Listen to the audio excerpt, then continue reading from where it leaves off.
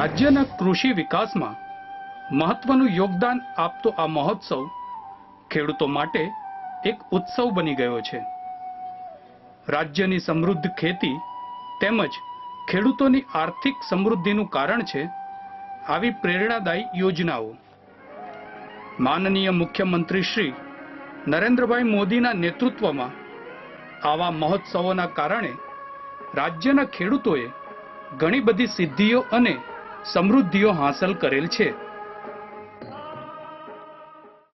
ભાઈઓ, એક નવી ક્રાંતિ લાવ્યા છે.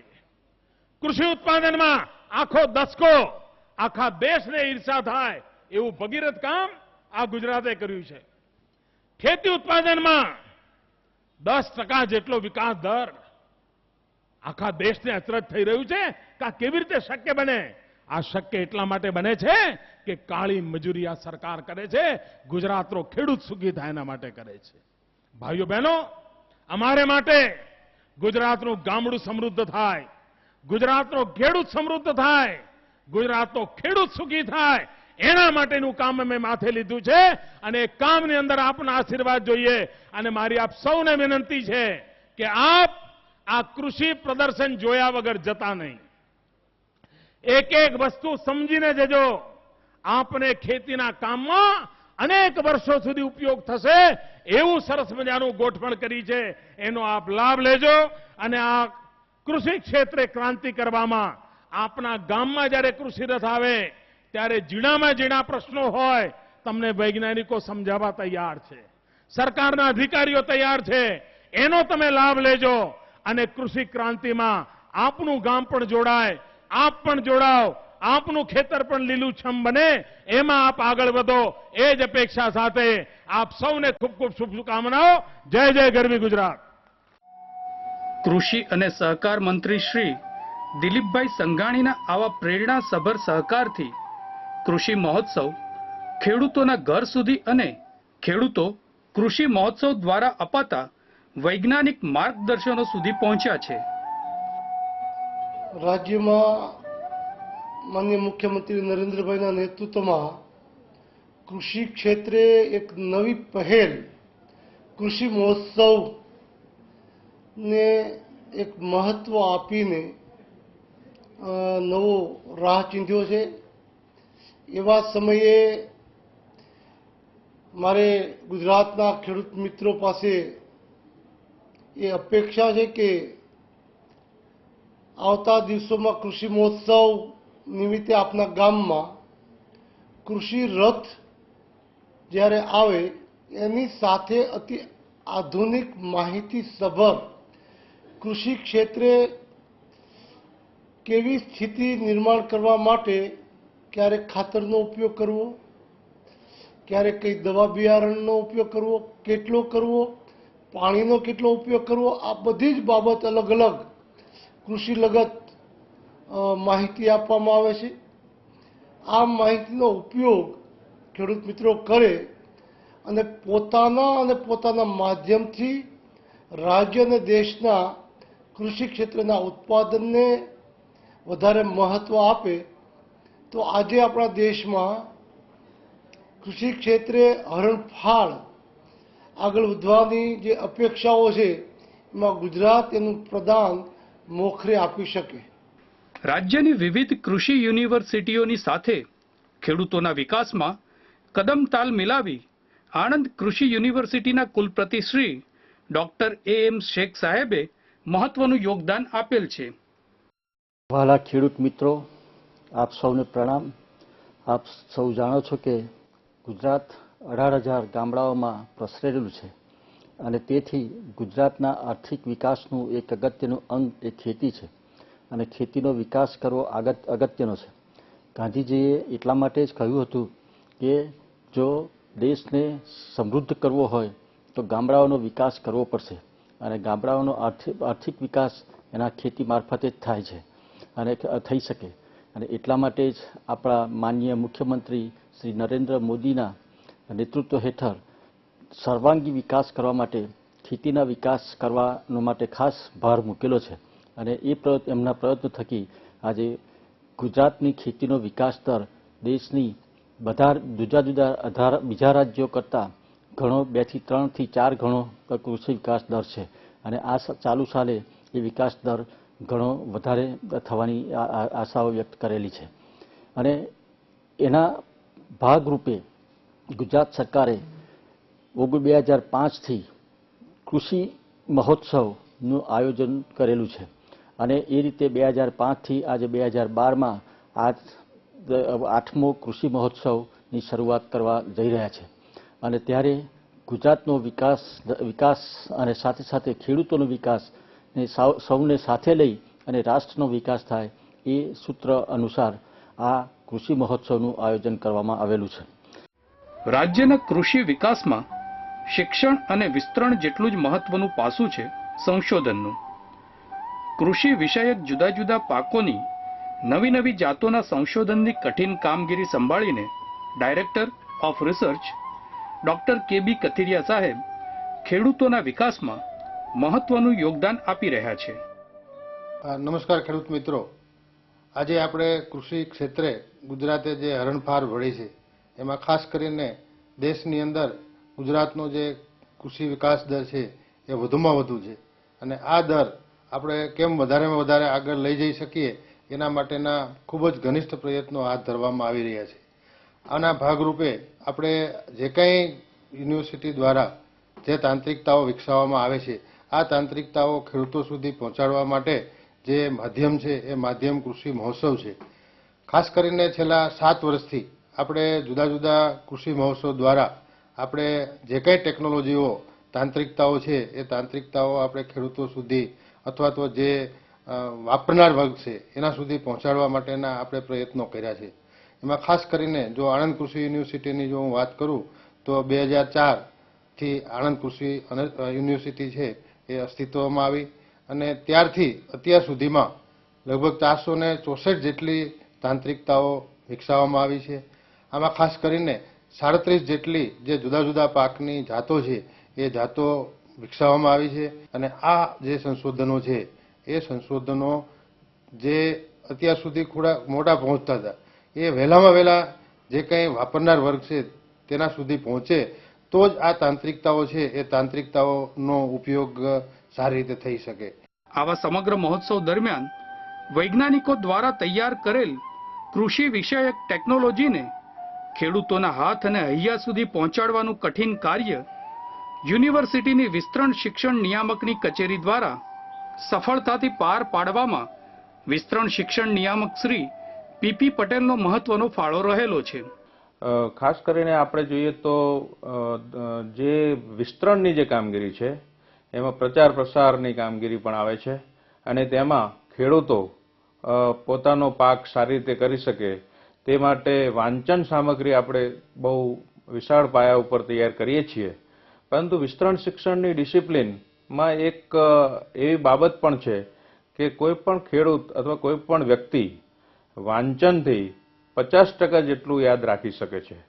પરંતુ જો એને આ વાંચન સામગ્રી અથવા ટેકનોલોજી જો તેઓને એક ફિલ્મ સ્વરૂપે અથવા તો ચાર્ટ સ્વરૂપે, ગ્રાફ સ્વરૂપે અને ફોટોગ્રાફ સ્વરૂપે જો આપવામાં આવે તો એક સિદ્ધાંત મુજબ લગભગ 80 થી 90% સુધી ખેડૂતો એને યાદ રાખી શકે છે.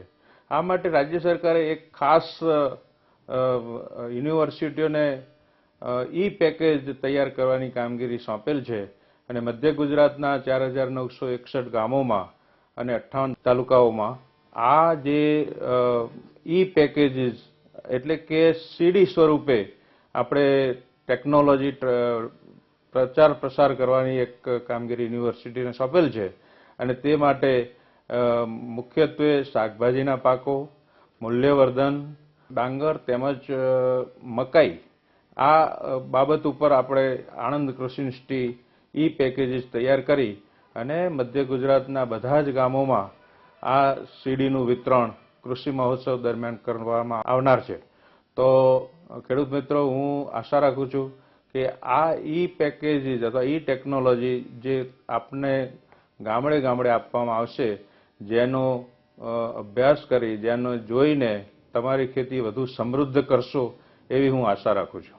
ખેડૂત મિત્રો, આવા સર્વે કર્મયોગીના કર્મોને સફળતાથી આપના સુધી પહોંચાડવા માટે આણંદ કૃષિ યુનિવર્સિટી પ્રસ્તુત કરે છે વિવિધ પાકોની કૃષિ વિષયક માહિતી સભર સીડી.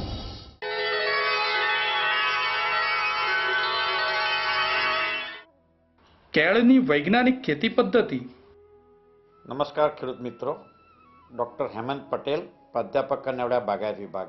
મિત્રો, આજે આપને હું કેળની આધુનિક ખેતી વિશે માહિતી આપવા માગું છું. આપ સર્વ જાણો છો કે કેળ એ ખૂબ જ અગત્યનો ફળ પાક આપણા રાજ્ય માટે છે. આ પાકની મુખ્ય અગત્યતા જોઈએ તો આ જે પાક છે ટૂંકા ગાળાનો છે. ટૂંકા સમયમાં આપણને સારું ઉત્પાદન મળે છે. એની જો ખેતીની વાત કરીએ તો આપણા રાજ્યમાં મુખ્યત્વે આ જે પાક છે એ વડોદરા, રાજપીપળા, આણંદ, સુરત અને જૂનાગઢ જિલ્લામાં વિશેષ પ્રમાણમાં થાય છે અને એની ઉત્પાદકતા જે છે એ હેક્ટરે 60 ટન પ્રતિ હેક્ટરે મળે છે. એ અન્ય ફળપાકો કરતાં ખૂબ જ વધારે છે. એટલે ખેડૂત મિત્રો આ પાક કરવાથી સારું વળતર મેળવી શકે એમ છે. અગત્યની જાતોમાં ખાસ કરીને ગ્રાન્ડ નૈન, રોબસ્ટા, મહાલક્ષ્મી, ભીમ આ બધી જાતો આપણા રાજ્યોમાં રોપાય છે. પણ મુખ્યત્વે ગ્રાન્ડ નૈન જાત છે એ લગભગ 80% કરતાં પણ વધુ વિસ્તારમાં આપણા રાજ્યમાં આ જાતની રોપણી કરવામાં આવે છે. આ જાતની અગત્યતાની જો વાત કરીએ તો આ જાત છે એ ખૂબ જ સારું ઉત્પાદન આપે છે. આ જાત મધ્યમ ઊંચાઈની છે. કેળા વહેલા આપણને મળે છે, 12 થી 14 મહિનામાં કેળા તૈયાર થઈ જાય છે અને નિકાસલક્ષી કેળા આ જાતના હોવાથી ખેડૂતોને સારા ભાવ મળે છે. એટલા માટે ખેડૂત મિત્રો આ જાત ખાસ કરીને આપણા રાજ્યમાં મોટા પાયા ઉપર રોપતા હોય છે. કેળાની રોપણી માટે જો વાત કરીએ તો હવામાન અને જમીન એ ખૂબ જ અગત્યના પરિબળો છે. કેળા એ ઉષ્ણકટિબંધનો પાક છે. આ પાક સામાન્ય રીતે વધારે ઠંડી સહન કરી શકતો નથી. એટલા માટે આ પાકની રોપણી આપણા રાજ્યમાં સામાન્ય રીતે જુલાઈ મહિનામાં જો કરવામાં આવે તો આપણને સારું ઉત્પાદન મળે છે અને આ ઉત્પાદન આપણે સામાન્ય રીતે બીજા જુલાઈ ઓગસ્ટમાં લઈએ તો આપણને સારું ઉત્પાદન અને સારા ભાવો મળતા હોય છે. હવે જમીન માટે સામાન્ય રીતે આ પાકને મધ્યમ કાળી, ગોરાળું જમીન વિશેષ માફક આવે છે. પણ જમીનની નિતાર શક્તિ સારી હોવી જોઈએ. જમીનનો પીએચ સામાન્ય રીતે 6.5 થી 7.5ની રેન્જમાં હોય તો એ જમીનમાં કેળાનો પાક સારો થતો હોય છે. એટલા માટે આવી જમીન જો પસંદ કરવામાં આવે તો આપણે સારું ઉત્પાદન લઈ શકતા હોઈએ છીએ. ત્યાર પછી રોપણી માટે સામાન્ય રીતે હાલ ખેડૂત મિત્રો જુદી જુદી પદ્ધતિઓ અપનાવતા હોય છે. તેમાં ખાસ કરીને કેળાની ગાંઠો, તલવાલ પીરા અને હાલ નવી આધુનિક ટેકનોલોજી દ્વારા તૈયાર થતા ટિશ્યુ કલ્ચરના છોડ, આ 3 રીતો સામાન્ય રીતે ઉપયોગમાં લેવાય છે. તેમાં ટિશ્યુ કલ્ચરની પદ્ધતિ એ ખૂબ જ ખેડૂત મિત્રો માટે અગત્યની અને ખાસ કરીને વધુ ઉત્પાદન આપતી સાબિત થઈ છે. ટિશ્યુ કલ્ચરથી તૈયાર થયેલા કેળા આપણને વધુ ઉત્પાદન આપે છે, રોગમુક્ત છોડ હોય છે અને ખાસ કરીને જે જમીનજન્ય રોગો કેળામાં ફેલાય છે એ આ પદ્ધતિથી આપણે અટકાવી શકીએ છીએ અને જ્યારે જોઈએ ત્યારે આપણે કેળાનું ઉત્પાદન લઈ શકીએ છીએ. એટલે આપણા રાજ્યમાં આ પદ્ધતિથી જ મોટાભાગે ખેડૂત મિત્રો કેળની રોપણી કરતા હોય છે. કેળની રોપણી 1.8 બાય 1.8 મીટરના અંતરે કરવામાં આવે છે. રોપણીમાં વાત કરીએ તો કેળ સામાન્ય રીતે જૂન જુલાઈમાં 1 બાય 1 ફૂટના ખાડા ખોદી આ ખાડાની અંદર 1 કિલો છાણિયું ખાતર સાથે સાથે ઉધઈ અથવા તો નિમેટોડનો પ્રશ્ન હોય તો ફ્યુરાડાન 10 ગ્રામ અને અન્ય પેરાથિયન ડસ્ટ 20 થી 25 ગ્રામ ખાડામાં માટી અને ખાતર સાથે મિશ્ર કરી ખાડા ભરવા અને ત્યાર પછીથી કેળના ટિશ્યુ કલ્ચરના છોડ જુલાઈ મહિનામાં આપણે રોપવા જોઈએ. તો તેનાથી આપણે સારું એવું ઉત્પાદન લઈ શકતા હોઈએ છીએ. રોપણી પછી મહત્વની જે બાબતો છે એ એમાં ખાસ કરીને ખાતર અને પિયત વ્યવસ્થા છે. ગ્રાન્ડ નૈન જાતના અન્ય જાતો કરતાં ખાતરની જરૂરિયાત વિશેષ હોય છે. રાસાયણિક ખાતરોની જો વાત કરીએ તો રાસાયણિક ખાતરોમાં રોપણી પછી ત્રીજા માસે યુરિયા ખાતર 270 ગ્રામ, 500 40 ગ્રામ સિંગલ સુપર ફોસ્ફેટ અને 115 ગ્રામ મ્યુરેટ ઓફ પોટાશ ખાતર આપવા. ત્યાર પછીથી ચોથા મહિને 270 ગ્રામ યુરિયા અને 115 ગ્રામ મ્યુરેટ ઓફ પોટાશ ખાતર આપવું અને આટલો જ જથ્થો 5મા માસે આપવો. કેળના પાકમાં સામાન્ય રીતે જસત અને લોહ તત્વોનો વિશેષ ફાયદો જોવા મળે છે. એટલા માટે સામાન્ય રીતે લોહ તત્વ માટે ફેરસ સલ્ફેટ 10 કિલોગ્રામ અને ઝીંક તત્વ માટે ઝીંક સલ્ફેટ 20 કિલોગ્રામ પ્રતિ હેક્ટર આપવાથી સારો ફાયદો થતો હોય છે. કેળના પાકને પિયતની ખૂબ જ અગત્યની વાત છે, કારણ કે પિયત એ બહુ જ મહત્વનું આ પાક માટે સાબિત થયેલ છે. કેળના પાકને પિયત આપવા માટે સામાન્ય રીતે ઉનાળાની અંદર 7 થી 8 દિવસે અને ચોમાસાની અંદર 10 થી 12 દિવસના અંતરે પિયત આપવું જોઈએ. હાલ આપણા રાજ્યની અંદર ખેડૂત મિત્રો ખાસ કરીને ટપક સિંચાઈ પદ્ધતિ તરફ આગળ વધેલા છે. એટલા માટે ટપક સિંચાઈ પદ્ધતિથી જો પિયત આપવામાં આવે તો કેળોનું સારું ઉત્પાદન અને સારી ગુણવત્તા મળતી હોય છે. ટપક સિંચાઈ પદ્ધતિની સાથે સાથે પાણીમાં ઓગળે તેવા ખાતરો એની સાથે ફર્ટિગેશન તરીકે જો આપવામાં આવે તો 25% ખાતરનો બચાવ થઈ અને આપણે સારું ઉત્પાદન લઈ શકીએ છીએ. એટલા માટે ખેડૂત મિત્રોએ આ પદ્ધતિ ખાસ કરીને અપનાવવી જોઈએ.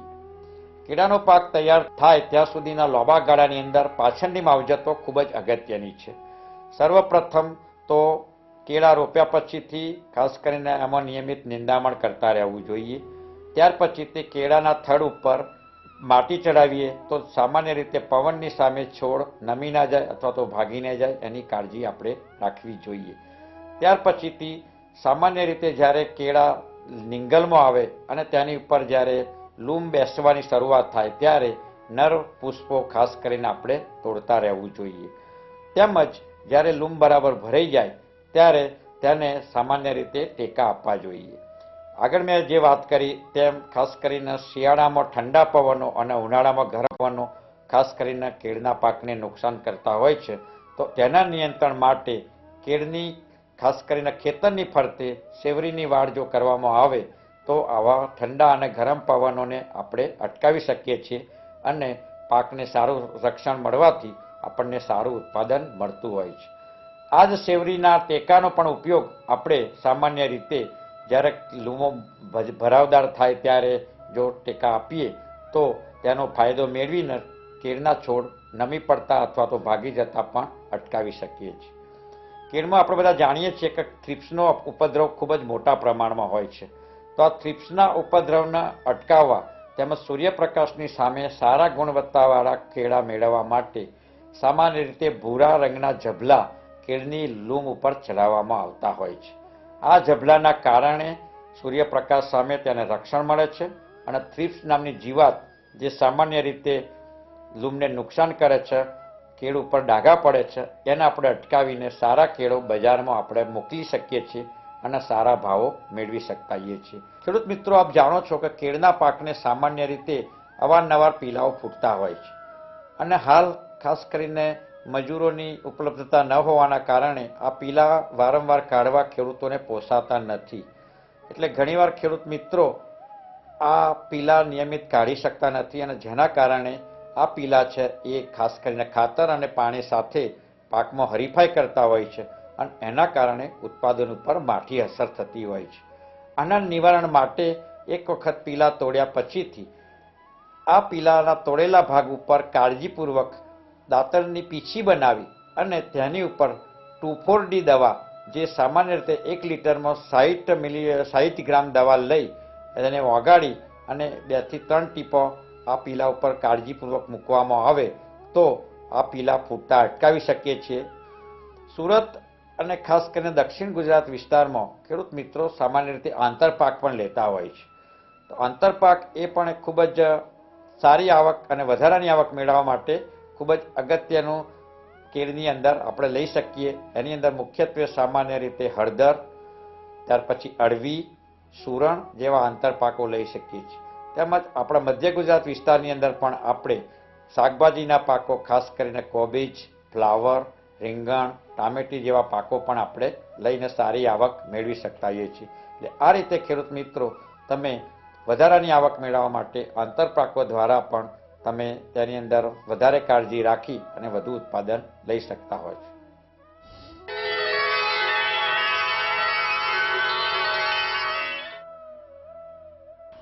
આંબાની વૈજ્ઞાનિક ખેતી પદ્ધતિ. મારું નામ ડૉક્ટર આર.જે. જાદવ, સહપ્રાધ્યાપક કૃષિ મહાવિદ્યાલય આણંદ, કૃષિ યુનિવર્સિટી આણંદ. તો ખેડૂત મિત્રો, આજે આપણે આંબાની વૈજ્ઞાનિક પદ્ધતિ વિશે જાણીશું. વૈજ્ઞાનિક ખેતી જાણવા માટે એમાં કઈ જાત વાવવી એક મહત્વની બાબત છે. તો આંબામાં રાજાપુરી, કેસર, લંગડો, આમ્રપાલી, મલ્લિકા, તોતાપુરી એવી વિવિધ જાતો આપણે વાવી શકીએ છીએ. આ જૂની અને જાણીતી એક કેસર આંબાની જાત છે. કેસર આંબાની જાત એટલે ખરેખર એક સારામાં સારી જાત આપણે ગણી શકાય. આ જાત દર વર્ષે કેરી આપે છે અને એનું જે ફળ છે એ પણ સુંદર મજાનું, એનો આકાર પણ સારામાં સારો છે અને એનો જે ગર્ભ છે એ કેસર રંગનો છે, એટલે એનું નામ કેસર તરીકે ઓળખવામાં આવ્યું છે. ખેડૂત મિત્રો, આ એક તોતાપુરી જાત છે. તોતાપુરી એટલે એનો જે ફળનો આકાર તોતા એટલે પોપટ જેવો છે, એટલે એનું નામ તોતાપુરી કહેવામાં આવે છે. આ જાત પણ દર વર્ષે આવે એવી એક સારામાં સારી જાત છે અને કચિયારા તરીકે પાકે તો બહુ એટલું બધું માર્કેટ નથી એનું, પણ કાચી કેરી ખાવા માટે એક સારામાં સારી જાત આપણે ગણી શકાય. આ અમૃતાંગ જાત છે. અમૃતાંગ જાત એટલે અમૃતભાઈના ખેતર ઉપરથી એ લાવેલી જાત છે અને રતાંગ ગામમાંથી આ ઝાડનું પસંદગી કરવામાં આવી છે. આ પસંદગી એ કેસર એનું મૂળ ગણવામાં આવે છે અને કેસર જેવા જ ગુણધર્મ ધરાવે છે. કેસરમાં જે પ્રોબ્લેમ છે કે અમુક જ વિસ્તારમાં કેસર સારી થાય છે, જ્યારે આ અમૃતાંગ જાત છે એ આખા ગુજરાત માટે ભલામણ કરેલી સારામાં સારી જાત છે. આ આંબાની રાજાપુરી જાત છે. રાજાપુરી પણ એક ખૂબ જ સારી કેરીની જાત છે.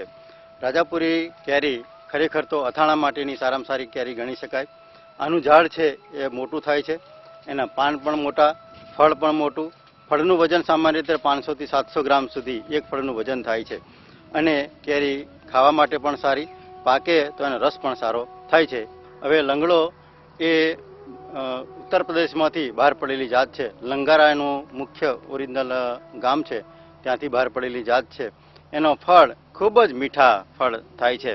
એનો રસ કાઢવામાં આવે તો તમે એમાં મોરસ ઉમેરો ના તો પણ એ સારામાં સારા મીઠું રસ આપતી એક જાત સારામાં સારી છે. તો આ બધી જ જાતો આપણા વિસ્તારમાં સારામાં સારા થઈ શકે એવી જાતો છે. બીજો પ્રશ્ન હવે આંબામાં એવો આવે કે આપણે કઈ કલમ પસંદ કરવી. સામાન્ય રીતે આપણે ખેડૂતો જે કલમો પસંદ કરે છે એ ગુજરાતની બહારની કલમો લાવે છે, પણ સારી કલમો પસંદ કરવી જરૂરી છે. તો એના માટે આપણે ભેટ કલમ પસંદ કરી શકીએ અથવા તો નૂતન કલમ પદ્ધતિ આપણે કલમો તૈયાર કરી શકીએ છીએ. હા, તો જાદવ સાહેબ, હવે અમારા ખેડૂત મિત્રોને નૂતન કલમ પદ્ધતિ વિશે જાણવું છે, તો આખી વિગતવાર માહિતી આપશો. નૂતન કલમ પદ્ધતિ એ સારામાં સારી અને ઓછા ખર્ચવાળી એક સારામાં સારી પદ્ધતિ છે. આંબામાં સામાન્ય રીતે આપણે નૂતન કલમ પદ્ધતિથી છોડ તૈયાર કરી શકીએ છીએ. નૂતન કલમ પદ્ધતિથી છોડ તૈયાર કરવા માટે ઉનાળાની સિઝનમાં આ પ્રમાણે આપણે એવા ખાડા બનાવવા. આખો ઉનાળો તપ્યા બાદ એ ખાડામાં ચોમાસાની શરૂઆતમાં નીચેના ભાગે પાંદડાનો થર પાથરવાનો, એની ઉપર થોડી માટી પાથરો, એની ઉપર પાંદડાનો થર પાથરો. આમ કરતાં કરતાં આખો ખાડો પૂરી અને ચોમાસાની શરૂઆતમાં એ ખાડો જે તૈયાર કરેલો છે ત્યાં તમારે ગોટલા, ઉગે એવા ગોટલા, ત્રિકોણકારે ગોટલા આપણે મૂકી દેવાના છે અને એ ગોટલા ઉગે એવા હોવા જોઈએ. એ ગોટલા મૂક્યા બાદ એની ઉપર થોડી માટી વારી દેવાની, એટલે એની જાતે એ ગોટલા ઉગી જશે. હવે એ ગોટલા ઉગી ગયા બાદ એમાં 4 થી 5 મહિના બાદ એની પર લાલ કૂપણો જ્યારે નીકળે ત્યારે એની પર આપણે કલમ કરવાની છે. એ દરમિયાન વચ્ચેના ભાગે ઓતરા ચિત્રાના તાપથી અટકાવવા માટે એ આંબાને, દેશી આંબા આપણે તૈયાર થવાના છે, એની આજુબાજુ પાંદડાનો ભૂકો નાખી દો, એટલે એમાં મલ્ચિંગ થઈ જશે અને એ છોડને ગરમીથી રક્ષણ મળશે. 6-7 મહિના બાદ એમાંથી નવી લાલ કૂપણ નીકળે ત્યારે એની પર આપણે કલમ કરવાની છે. આ માટે સારી જાતના આંબાની ફક્ત એક જ ડાળી લાવવાની છે. એ ડાળી લાવવા માટે એમાંથી આપણે ડાળી પસંદ કરવાની છે. એ ડાળી તમારી 1 વર્ષની જૂની હોય, રોગ લાગેલો ના હોય, જીવાત લાગેલી ના હોય એવી ડાળી પસંદ કરી અને એના પાન કાપી નાખવાના. પાન કાપ્યા બાદ એ ડાળી ત્યાં જ 10 દિવસ રહેવા દેવાની અને 10 દિવસ પછી એ ડાળી 5 થી 6 સેન્ટીમીટર ડાળી લાંબી કાપી લાવવાની. કાપ્યા બાદ એ આપણા ખેતરમાં લાવવાની અને ખેતરમાં લાવી અને એની કલમ કરવાની છે. એ ફાચર બનાવ્યા બાદ આપણો જે દેશી આંબો છે એ દેશી આંબા ઉપર લાલ કૂપણ આવેલી છે. એ લાલ કૂપણનો અગ્રભાગ એનું માથું કાપવાનું છે. એ માથું કાપ્યા બાદ એની નજીકનો જે પાન હોય એ પણ આપણે દૂર કરવાના અને એમાં વચ્ચોવચ્ચ આપણે એક મધ્યના ભાગે ચીરો મૂકવાનો છે અને વી આકારે એનો આકાર આખો તૈયાર થશે. એ વી આકાર તૈયાર થયો એની અંદર પેલી જે ફાચર હતી એ ફાચર બેસાડી દેવાની છે. ફાચર વ્યવસ્થિત સામ સામે બેસે એ રીતે આપણે બેસાડવાની છે. ત્યારબાદ એની ઉપર પ્લાસ્ટિકની પટ્ટી આ રીતે વીંટવાની છે. પ્લાસ્ટિકની પટ્ટી નીચેથી વીંટતા વીંટતા ઉપર ગયા છે, પછી ઉપરથી વીંટતા વીંટતા નીચે આવ્યા છે અને નીચે આવ્યા બાદ એને સરસ મજાની ગાંઠ મારવાની છે. આ આપણી કલમ તૈયાર. હવે નીચેના દેશી આંબાનો જે ભાગ છે એનો ખોરાક એને મળશે અને ખોરાક મળ્યા બાદ એ આપણી કલમ આખી તૈયાર થઈ જશે. આ આપણી કલમ તૈયાર છે. અહીંયા પણ આપણી કલમ તૈયાર છે. આનો ખોરાક આને મળ્યો છે અને આ કલમ આખી આપણે તૈયાર થઈ ગઈ છે. આ 2 મહિનાની કલમ છે એ સફળ કલમ થઈ ગઈ છે. 2 માસ બાદ આ જે પ્લાસ્ટિકની પટ્ટી છે એ પટ્ટીને આપણે એને છોડવાની છે. એટલે પટ્ટી છોડલી છે અને એકબીજાનો જોઈન્ટ એકબીજાની સામે કમ્પ્લીટ સફળ થઈ ગયેલો છે. આ આપણી સફળ કલમ આખી તૈયાર છે. આ જે કલમ આપણે પસંદ કરીએ છીએ 1 વર્ષની જૂની હોવી જોઈએ, એને રોગ જીવાત લાગેલી ના હોય અને એનો જે સોંધો છે એ મજબૂત અને વ્યવસ્થિત હોય એવી પૃષ્ઠપુષ્ઠ કલમો આપણે પસંદ કરવી જોઈએ. કલમો પસંદ કર્યા બાદ એને રોપણીનો પ્રશ્ન આવે તો રોપણી કેટલા અંતરે કરવી એ મહત્વની બાબત છે. તો સામાન્ય રીતે આંબાની રોપણી આપણે 10 બાય 10 મીટર અથવા તો 20 થી 25 ફૂટ બાય 25 ફૂટના અંતરે એની રોપણી કરી શકાય છે. આમ્રપાલી જેવી જાતો છે એ થોડા નજીક અંતરે વાવવામાં આવે તો પણ એ થઈ શકે છે. આમ જે નક્કી કરેલું જે અંતર છે એ નક્કી કરેલા અંતરે ઉનાળાની સિઝનમાં 3 ફૂટ લાંબા, 3 ફૂટ પહોળા અને 3 ફૂટ ઊંડા એવા ખાડા બનાવી આખો ઉનાળોને તપવા દો. આખો ઉનાળો ખાડા તપ્યા બાદ એની અંદર 10 કિલો જેટલું છાણિયું ખાતર, 500 ગ્રામ જેટલો મ્યુરેટ ઓફ પોટાશ, 500 ગ્રામ જેટલો એમોનિયમ સલ્ફેટ આ બધું મિક્સ કરી અને ખાડો પૂરી દેવામાં આવે અને પછી ચોમાસાની શરૂઆત થાય ત્યારે એ ખાડામાં ઉધઈનાશક દવાનો 100 ગ્રામ પાવડર ભેળવી અને પછી કલમો રોપવામાં આવે તો સારામાં સારું પરિણામ મળશે. ચોમાસાની શરૂઆતમાં આ જે કલમો લાવીએ છીએ એ આપણો ખાડાના મધ્ય ભાગે એ કલમ જ્યાંમાંથી લાવ્યા છે, કુંડામાં હોય અથવા કોથળીમાં હોય, એ કોથળીમાંથી બહાર કાઢી અને ખાડાની મધ્યમાં એ કલમ આપણે વ્યવસ્થિત ઊભી રોપવી જોઈએ. એ રોપ્યા બાદ એ કલમને સરસ મજાનો ટેકો આપી દો. ટેકો આપ્યા બાદ એને કલમને બાંધો અને એની આજુબાજુ ખામણું બનાવી દો. ખામણું બનાવ્યા બાદ એને તરત જ પાણી આપવું જોઈએ. જો વરસાદ ચાલુ હોય તો પાણી આપવાની જરૂરિયાત નથી. તે પછી તરત જ ઓતરા ચિત્રાનો ભાદરવાનો તાપ આવે છે. એ તાપથી રક્ષણ આપવા માટે આપણી નવી જે કલમો છે એ નવી કલમોની એના થડની આજુબાજુ એને મલ્ચિંગ કરી દો અથવા આચ્છાદન કરો અથવા એની આજુબાજુ તમારે કોઈ પણ બી મૂકી દો. તુવરના બી મૂકો, ગુવારના બી મૂકો અને એ ઉગી જશે એટલે એને છોંયડો મળી જશે અને એ આપણી જે કલમો છે એ કલમો મરતી અટકી જશે. ત્યારબાદ એને કેટલું ખાતર આપવું, ખાતર આપવાની પણ ભલામણ જે થઈ છે એ ભલામણ મુજબ આપણે ખાતરો આપવા જોઈએ. હવે 1 વર્ષનું જે ઝાડ છે, 1 વર્ષના આંબાના ઝાડને 10 કિલો છાણિયું ખાતરની જરૂરિયાત પડે છે, 100 ગ્રામ એમોનિયમ સલ્ફેટની જરૂર પડે છે, 100 ગ્રામ મ્યુરેટ ઓફ પોટાશની જરૂર પડે છે અને 100 ગ્રામ સિંગલ સુપર ફોસ્ફેટની જરૂર પડે છે. તો આટલું ખાતર એને રિંગ બનાવીને થડની આજુબાજુ આપવાની જરૂરિયાત છે. 10 વર્ષનું ઝાડ આપણે પુખ્ત ગણી શકાય છે. તો એ 10 વર્ષનું જે ઝાડ છે એને 100 કિલો જેટલું છાણિયું ખાતર આપી શકાય છે, 4 કિલો જેટલો એમોનિયમ સલ્ફેટ પુલ આપી શકાય છે, 1 કિલો જેટલો સિંગલ સુપર ફોસ્ફેટ અને 1 કિલો જેટલો મ્યુરેટ ઓફ પોટાશ આપણે આપી શકીએ છીએ. હવે આ ખાતરો છે, આ ખાતરો 2 હપ્તામાં આપવા જોઈએ. કે અડધો એમોનિયમ સલ્ફેટ અને પૂરા બધા બીજા ખાતરો છે એ ચોમાસાની શરૂઆતમાં જૂન માસમાં આપવા જોઈએ અને બાકીનો એમોનિયમ સલ્ફેટ જે 2 કિલો વધ્યો એ જ્યારે ફળ વટાણા જેટલું થાય તે વખતે એને આપવાની જરૂરિયાત છે. હવે પાણીની વાત કરીએ તો આંબાના ઝાડને પાણીની ખૂબ જ મહત્વની જરૂરિયાત છે. કે જ્યારે આંબાનો પાક છે 4 વર્ષ સુધી ફળ આપતો નથી ત્યારે નિયમિત પાણી આપવાની જરૂરિયાત રહે છે. જ્યારે ફળ આપતો શરૂઆત થાય છે ત્યારે એને સતત પાણી આપવાની જરૂરિયાત નથી. ફક્ત કેરી વટાણા જેટલી થાય તે વખતે આપણે એને 3 થી 4 પાણી આપવામાં આવે તો એનું ફળનો વિકાસ થશે અને વૃદ્ધિ પણ સારી થશે અને સારું ઉત્પાદન મળશે. સામાન્ય રીતે જે ખેડૂતો ડ્રીપ ઇરિગેશન કરવા માગે છે એને 4 વર્ષ સુધી 2 ડ્રીપર તમે મૂકી શકો. 4 લીટર પ્રતિ કલાકની કેપેસિટી વાળા 2 ડ્રીપર પૂરતા થાય છે. ઉનાળામાં એને 3 થી 4 કલાક ચલાવો અને શિયાળામાં 2 થી 3 કલાક ચલાવો તો એ પૂરતા છે. જે ફળ આપે છે એવા ઝાડને 4 ડ્રીપરની જરૂરિયાત પડે છે અને ફક્ત ફળ વટાણા જેટલું થાય ત્યારે જ એને પાણીની જરૂરિયાત રહે છે. હવે જ્યારે ફળ પૂરેપૂરું પરિપક્વ થાય તે વખતે એને આપણે ઉતારવાના હોય છે અને ઉતારવાનો સમય પણ એ સમજી લેવો જોઈએ કે શાક પડ્યા પછી આપણે ફળ ઉતારીએ છીએ અને ઉતાર્યા પછી એને છોંયડે મૂકવો જોઈએ. છોંયડે મૂકવાનું પેકિંગ, ગ્રેડિંગ, વોશિંગ આ બધું કરી અને ફળ આપણે માર્કેટમાં મૂકી દેવા જોઈએ. આંબાના પાકમાં નિંદામણ એક દુશ્મન ગણાવવામાં આવે છે કે આપણે જે ખાતર અને પાણી અને બીજા જે વસ્તુ આપીએ છીએ એ નિંદામણ લઈ લે છે. તો આ નિંદામણને દૂર કરવું એ ખૂબ જ જરૂરી બાબત છે. તો નિંદામણને સામાન્ય રીતે આપણે મેન્યુઅલી અથવા તો માણસ મારફતે પણ દૂર કરી શકાય છે અને માણસ મારફતે જો મોંઘું પડતું હોય તો એમાં તમે નીંદણનાશક દવાનો પણ ઉપયોગ કરી શકો છો. આ માટે ભલામણ થયેલી જે નીંદણનાશક દવાઓ છે એ વાપરી અને જે તે ઘાસ માટેની ભલામણ થયેલી દવાઓ છે એનો ઉપયોગ કરી અને પણ આપણે નીંદણનાશક દવાઓનો ઉપયોગ કરી અને નીંદણનાશક કરી શકાય છે. આંબામાં રોગ અને જીવાતની વાત કરીએ તો એમાં ખાસ કરીને રોગો જે આવે છે એમાં એક સુકારાનો રોગ આવે છે. તો સુકારાના રોગ અટકાવવા માટે આપણે 22 એ ખૂબ જ અગત્યની દવા. સુકારાનો રોગ અટકાવવા માટે કાર્બેન્ડાઝિમ દવાનો 10 લીટર પાણીમાં 10 ગ્રામ દવાનો ઉપયોગ કરવો. બીજો રોગ છે એ પાવડરી મિલ્ડ્યુ અથવા તો ભૂકી છારાનો રોગ.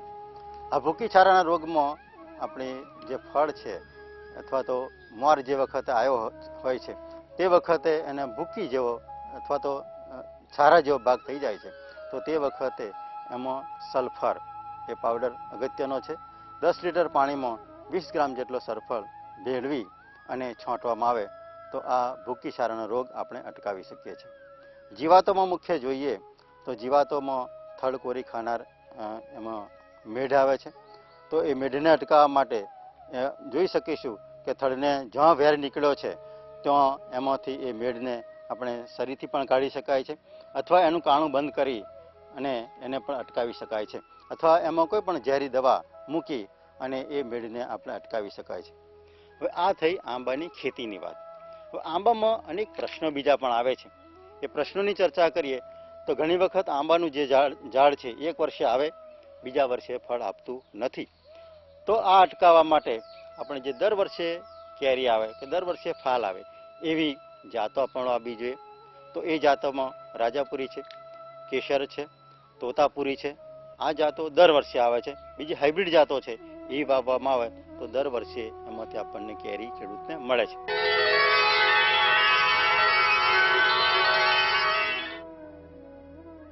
પપૈયાની વૈજ્ઞાનિક ખેતી પદ્ધતિ.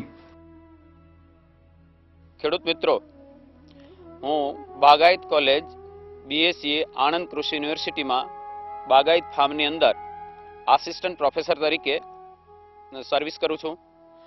મારું નામ ડૉક્ટર KM પટેલ છે. તો પપૈયાને જમીન કેવી જોઈએ? પપૈયાને ભરભરી, સેન્દ્રીય તત્વોવાળી અને સારા નિતારવાળી જમીનની જરૂર પડે છે. ભારે અતિ ભારે જમીનની આ પાકની જરૂર રહેતી નથી. અને હવામાનની દ્રષ્ટિએ વાત કરીએ તો પપૈયાના પાકને વધારે પડતી ઠંડી કે વધારે પડતા ભેજની જરૂરિયાત રહેતી નથી. મધ્યમ વરસાદ અને મધ્યમ શિયાળો આ પાકને વધુ માફક આવે છે. સતત ભેજવાળું હવામાન રહે અને વધારે વરસાદ હોય એના પપૈયા મીઠા હોતા નથી. હવે એની જુદી જુદી જાતો વિશે જોઈએ તો મુખ્ય જાતોની વાત કરીએ તો મધુબિંદુ, કુર્ગ હનીડ્યુ, રાંસી, વોશિંગ્ટન આ આપણી ગુજરાત રાજ્ય માટેની મુખ્ય જાતો છે. હાઇબ્રિડ જાતોમાં જોઈએ તો તાઇવાન રેડ લેટી 786 અને જાપાનની યામટો જાત આ બે જાતો ખેડૂતોની અંદર પ્રખ્યાત છે. તો પપૈયાની અંદર આપણે પહેલા એનું ધરું તૈયાર કરવું પડે. ધરુવાળિયું કઈ રીતે તૈયાર કરવું? તો એના 3 મીટર લાંબા અને 1.2 મીટર પહોળા ગાદી ક્યારા બનાવવાના. એક ગાદી ક્યારા બનાવ્યા પછી એની અંદર એક ક્યારામાં 20 થી 25 કિલો દેશી કોહવાયેલું સાણિયું ખાતર વત્તા 500 ગ્રામ ડીએપી મિક્સ કરી અને એક ક્યારો બનાવવાનો. અને એ ગાદી ક્યારો બની ગયા પછી 15 સેન્ટીમીટરને ગાળે 2 સેન્ટીમીટર ઊંડા સાસ ખેંચવાના અને એની અંદર પપૈયાનો બી 5 સેન્ટીમીટરને ગાળે મૂકી ઉપર દેશી ખાતર અથવા દેશી કોહવાયેલું ખાતરને માટી મિક્સ કરી ઉપર ભભરાવી અને પહેલા ઝારાથી અને પિયત આપવું જોઈએ.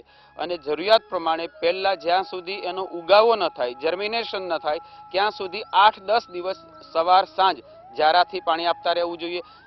હવે જ્યારે તમારું ધરું 6 થી 8 સેન્ટીમીટરનું થાય ત્યારે એને 8 બાય 5 સેન્ટીમીટરની પ્લાસ્ટિકની પોલિથિલિન બેગમાં ટ્રાન્સફર કરો. એ ટ્રાન્સફર કર્યા પછી લગભગ 22 થી 25 દિવસે તમારું ધરું 6 થી 8 સેન્ટીમીટરનું થઈ જશે. એ આપણે જે પોલિથિલિનની બેગની અંદર જે ટ્રાન્સફર કરીએ છીએ એ પોલિથિલિનની બેગની અંદર પાછું 20 થી 25 દિવસ રહેવા દો. એટલે જે આપણે ખેતરની અંદર જે ટ્રાન્સફર કરવાનું છે ત્યારે ધરુની ટોટલ ઉંમર બી નાખીએ ત્યારથી માંડીને 45 થી 50 દિવસની હોવી જોઈએ, તો આપણા એ યોગ્ય ગણાય. હવે જ્યારે આપણે જે જગ્યાએ જે ફિલ્ડમાં જે ખેતરની અંદર પપૈયા રોપવા છે ત્યાં પહેલા એની ખેડ કરી સમાર મારી વ્યવસ્થિત તૈયાર કરી.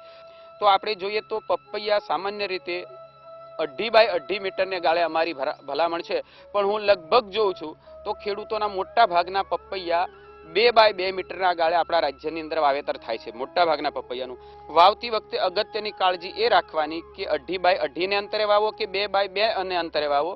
જ્યાં પપૈયાની ઝીસલીને ક્રોસિંગ થતું હોય ને તમારો છોડ આવતો હોય ત્યાં 1 બાય 1 ફૂટનો લાંબો પોળો ને ઊંડો ખાડો બનાવી એક ખાડા દીઠ તમારે 10 કિલો છાણિયું ખાતર અને 10 ગ્રામ ફ્યુરાડન મિક્સ કરીને ખાડો પાછો પૂરી દેવાનો અને બીજે દિવસે એ જગ્યા ઉપર પપૈયો રોપવા જોઈએ. જો તમે તાઇવાન હાઇબ્રિડ રોપતા હોય તો એક જગ્યાએ એક પપૈયો આવે, મધુબિંદુ, હોસિંગ્ટન આપણી જે દેશી જાતો રોપતા હોય તો એક સ્પોટ ઉપર અથવા એક ખાડા ઉપર 3 પપૈયા આવે, કારણ કે એની અંદર લગભગ 40 થી માંડીને 50% જેવા નર નીકળે. એટલે જ્યારે 3 થી 4 મહિનાના પપૈયા થાય ત્યારે આશરે 10% નર રાખી અને બીજા પપૈયા તમારે વધારાના પપૈયા કાઢી નાખવા જોઈએ. 10% પપૈયા નર પપૈયા એના ફલીનીકરણ માટે પૂરતા છે.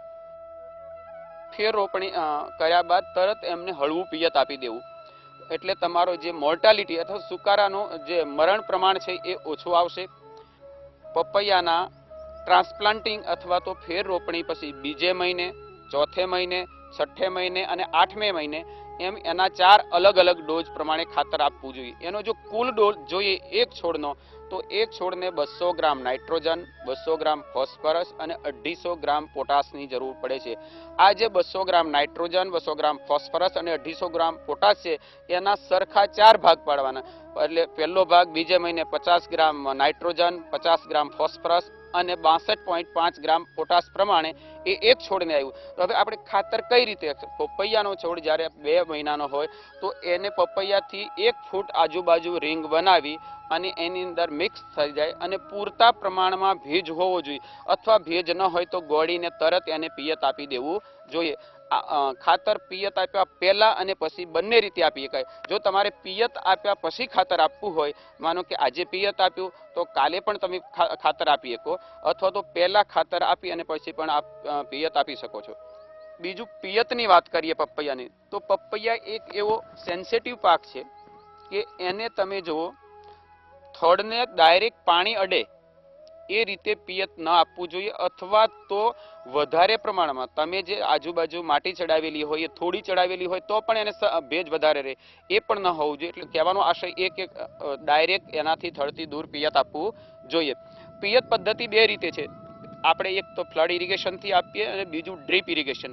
જો ડ્રીપ ઇરિગેશનથી આપ પિયત આપવા માંગતા હો તો શિયાળાની અંદર 3 થી 4 દિવસને અંતરે 1.5 થી 2 કલાક પિયત પૂરતું છે, અને ઉનાળાની અંદર એકાંતરા દિવસે તમારે 1.5 થી 2 કલાક પ્રમાણે આપવું જોઈએ. પપૈયાનો પાક એવો છે કે એને વધારે પડતા પિયતની જરૂર અથવા તો વધારે પાણીની જરૂર નથી. જો એને પાણી વધારે થાય તો એનો ઘણીવાર વાનસ્પતિક ગ્રોથ વધુ જોવા મળે છે. જે ફળના આપણે ઉત્પાદન મળવું જોઈએ એ મળતું નથી. સામાન્ય રીતે પપૈયામાં ટ્રાન્સપ્લાન્ટિંગ પછી 90 થી 100 દિવસે ફૂલો આવવાનું શરૂઆત થાય છે. એ ફૂલો આવે પછી આપણને ખબર પડે કયો છોડ નર છે અને કયો છોડ નારી છે. તો 10% નર રાખી અને બીજા નર કાઢી નાખવાના.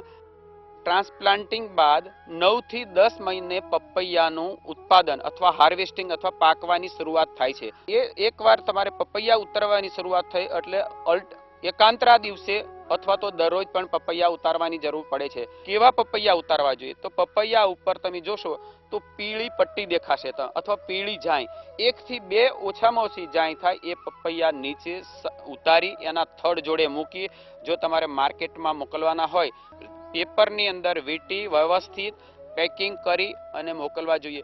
પપૈયાની અંદર પાક સંરક્ષણની બાબતમાં જોઈએ તો પપૈયાની મુખ્ય જીવાતોની અંદર મોલોમસી અને સફેદ માખી આ 2 મુખ્ય છે. આ જીવાતોના નિયંત્રણ માટે 10 લીટર પાણીમાં 10 ml ડાયમિથોએટનો જરૂરિયાત પ્રમાણે છંટકાવ કરવો. હવે એના રોગ વિશે જોઈએ તો મુખ્ય રોગની અંદર થડનો કોહવારો. હવે થડનો કોહવારો આપણે શરૂઆતમાં જ વાત કરી ગયા છીએ કે થડના કોહવારાની અંદર તમારે એને જ્યારે તમે પિયત આપો, કદાચ ડાયરેક્ટ ફ્લડ ઇરિગેશન આપતા હો તો થડને પાણી અડવું જોઈએ નહીં. બીજું, પપૈયા લગભગ 3 થી 4 મહિનાના થાય એટલે તમારે પપૈયાને બોર્ડો પેસ્ટથી એકવાર પેસ્ટિંગ કરી દેવું જોઈએ આખા થડને નીચેથી 1.5 થી 1.5 ફૂટ સુધી. હવે બીજો રોગ એનો એ જોઈએ એ પછી પચરંગીઓ અથવા તો જેને મોઝેક કહેવામાં આવે છે. ઘણીવાર પચરંગિયાને લીધે પપૈયાનો આખો પાક ફેલ થતો હોય છે.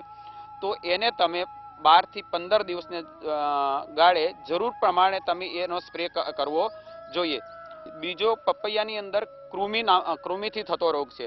તો કૃમિથી થતો રોગ અટકાવવા માટે પપૈયાને આપણે રોપતા પહેલા જ પ્લાન્ટ દીઠ અથવા એક છોડ દીઠ 10 ગ્રામ ફ્યુરાડાન આપવું જોઈએ. ઉત્પાદનની વાત કરીએ તો પપૈયાનું રાજ્યનું 40 થી 45 ટન પ્રતિ હેક્ટર ઉત્પાદન મળે છે. તો બીજી પપૈયાની જે ખાસ ઉપયોગિતામાં જોઈએ તો કાચા પપૈયાની અંદરથી પેપિન કાઢવામાં આવે છે.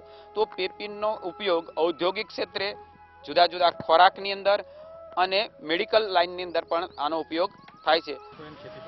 પપૈયા લગભગ 1.5-2 વર્ષ સુધી ચાલતા હોય છે અને રોપ કરી અને વાવે છે અને પછી ફાલ ચાલુ થાય એટલે એ ચાલુ રહે જ્યાં લગી પપૈયું 1.5-2 વર્ષ ઉપર જાય ને ત્યાં લગી ચાલુ જ રહે છે. અને અમે અહીંયા બીજો કોઈ ખાતરનો ઉપયોગ નથી કરતા. આવડા છાણિયું ખાતર અને ડ્રીપ પદ્ધતિથી પાણી પાઈએ છે. એટલે અમારે અહીંયા વિદ્યાર્થી માટે ફ્રૂટ એમાં ઉપયોગ કરી છે ઠાકોરજી.